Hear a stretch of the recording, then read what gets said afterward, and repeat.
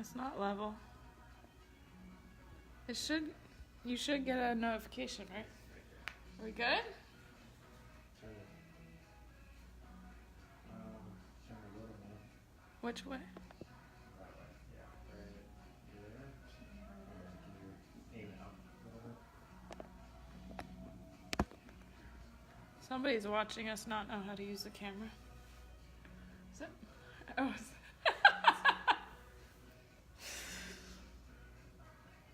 Maybe we should finish this one and not post it.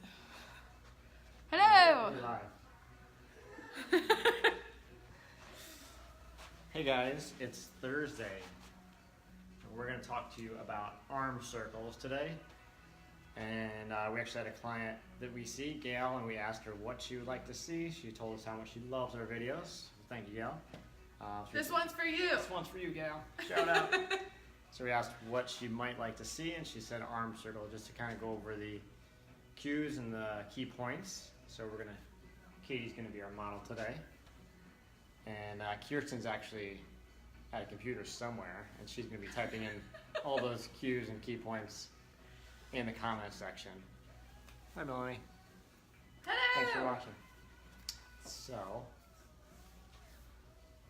is that a hand? I thought it was a thumbs up. It's a high five. Oh. Okay. All right. You ready? Okay, so I got my nice socks on today, too. pink sock day. All right, so you want to first of all just be standing straight and with your feet straight ahead. So with your feet about 4 inches apart or so, 4 to 6 inches apart. You can use a fist width, depends how big your hips are, but about that size. All right, and really make sure they're straight ahead. So Brian's been talking lately about 5 degrees pointed inward. So almost like the outside of your feet to be as if they're parallel from the outside there. So most people think their feet are straight, or most people even think from where their hip width, they go outside. Show us not hip width, Katie. So people go, oh, there, where my hips are. But yeah, so not the outside of your hips, more like if you took the bone, those from the inside of your hips, kind of the middle, to your second toe down. So that's where we're going to get our hip width from. All right, so from there, you want to just be kind of relaxed there. You want to keep your abs relaxed. And I want you to take your fingertips and just curl your fingertips in the pad of your hand. So not a fist. They're going to go just those fingertips in the pad of your hand. Right there, good. And then you're going to put your arms straight out from your shoulders.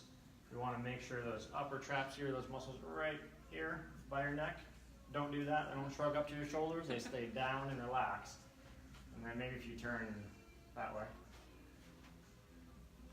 So they're going to be, just straight out there, keeping the shoulder blades are going to be kind of pulled back a little bit. You don't want to crank them back too hard that gets your arms going back that far. You want to keep your arms still straight out from your shoulders, just pulling your shoulder blades back enough so you engage those muscles right between your shoulder blades. And then from there, you're going to circle the way your thumbs are pointed, you're going to circle that direction. And you want to go a little bit faster than that. So you should go fast enough so your body starts to oscillate front to back a little bit. So if you go too slow, you'll see there's not a whole lot of movement going on with the rest of Katie's body. So if you pick that up about 2 or 3 times as fast, you see her torso starts moving, her abdominals, kind of lower body starts moving a little bit.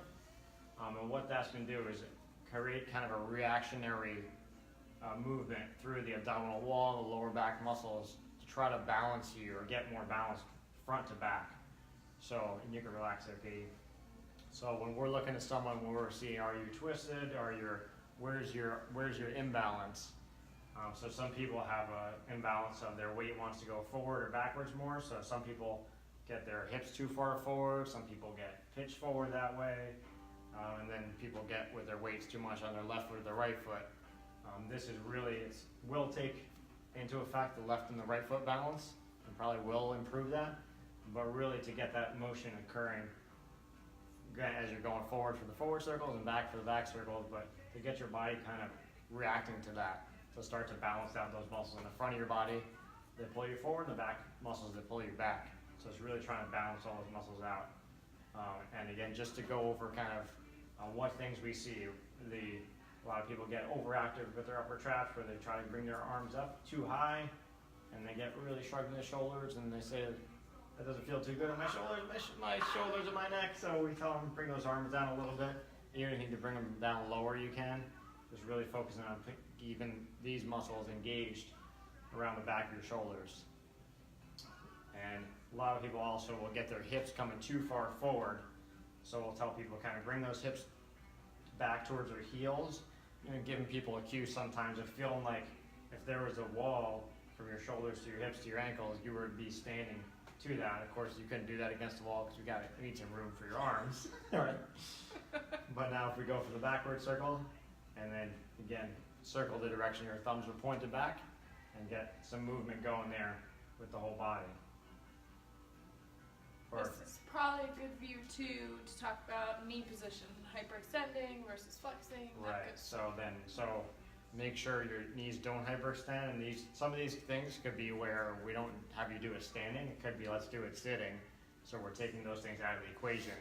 But as much as if you want to challenge yourself to kind of counteract those imbalances you might have, to try again just pull those hips back, really get the motion happening enough with your arms, so your body can try to kind of work against that and in unison with the back muscle on the back of your body, the muscle on the front of your body, to really try to change that imbalance you might have.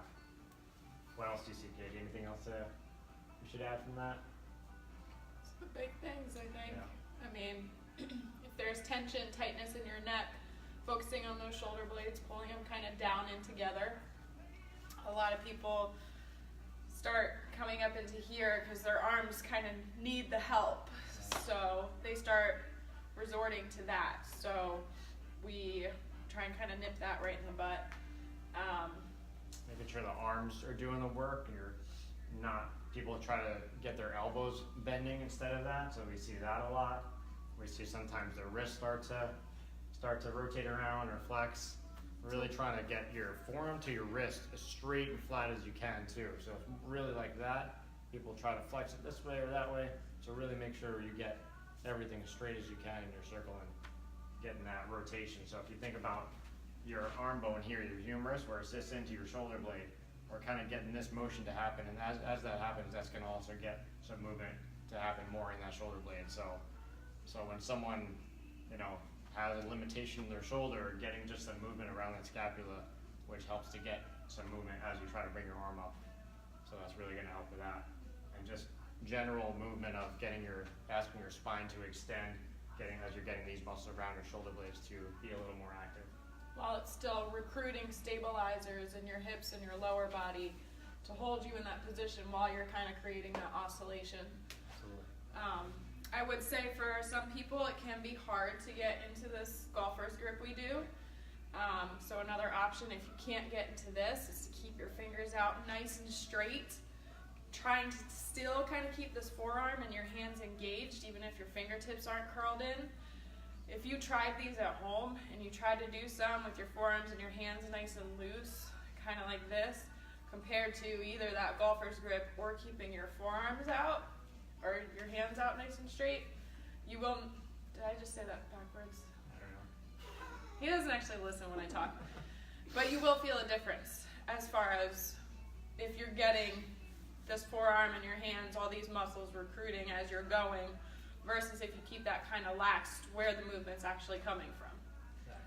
So we're keeping those nice and tight, trying to take away as much compensation, which you hear us say all the time, out of the equation as much as we can, getting the movement from where we need it. Right. And definitely, like we talk about also with getting your abdominals to relax.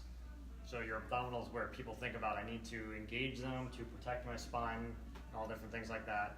Well, there should be more like they're going to protect your spine, but also we want to get, a lot of times when people do that, if you turn so people can see your side view again.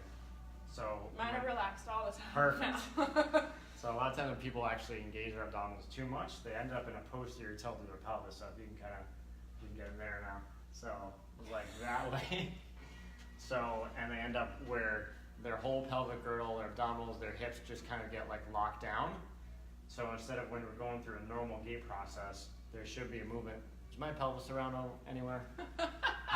I'll get it for you. It's not femur Friday, but It's not femur Friday, but we gotta bring out the pelvis. Not that the femur can't benefit from this. So now if we talk about again what your pelvis needs to do when you walk, it needs to have this kind of motion. Can you see my pelvis? This kind of motion back and forth, front to back happening, and rotation happening in there. So if you get too much where you're always tightening your abdominals, your pelvis kind of almost gets like a lot of times posterior tilted, tucked under like this, and then everything around it, where your hip flexors in the front, your glutes are in the back, everything just gets like really super just tight and just immobile. So when you go to walk, it becomes just, you start to make other compensations again, like we talked about in previous videos. Your whole pelvic girdle tries to like walk as one unit. You try to overuse your shoulders maybe. So really getting that motion, making sure you have that mobility and just kind of relaxing this through your pelvic girdle. So for someone like that, even doing arm circles and then encouraging them to let their abdominals relax, will almost let your ask their pelvis to kind of anterior tilt a little bit, because they're just letting those abdominals relax, and then that'll force, as we're forcing these or asking these muscles in the back of your shoulders here to work, it's gonna, and then ask them to extend your spine here, it's gonna create a chain effect down to engage those, like we talked about, engage those lower back muscles, and that's gonna encourage that more of an anterior tilt. Right. So even relaxing your abs actually is going to change what your knees are doing during this. If you saw when I tried to tuck my pelvis under in that posterior position that John showed you, watch my knees. So they start to flex. They start to flex as this shortens here and this tightens up. So when John mentioned people hyperextend here or their knees start flexing, it's what your abs are doing are affecting above and below, which is why it's so important to keep those relaxed so we can keep your body as neutral as possible and allow the exercise to do what it's supposed to do. Definitely. You know, we're talking about always how are your shoulders working and what's the connection between your shoulders and your lower body. So people get where, get to the point even when they have a frozen shoulder, and we talk about how that's going to affect their hip movement. So if their shoulders can't move and they can't extend through their spine, again, that's going to have a chain effect down the rest of their body to change where the pelvis wants to be and how those femurs can move, how their knees want to. See, it is Femur Friday. Well, not quite Friday, but we'll pull it in there. Oh, it is Thursday, isn't Thursday. it? I'm Almost sorry. Friday. All right, so if you guys have any questions about that, feel free to write down in the comment section. Please share this to your friends. And we would love, like Gail asked us to kind of talk about this a little bit today.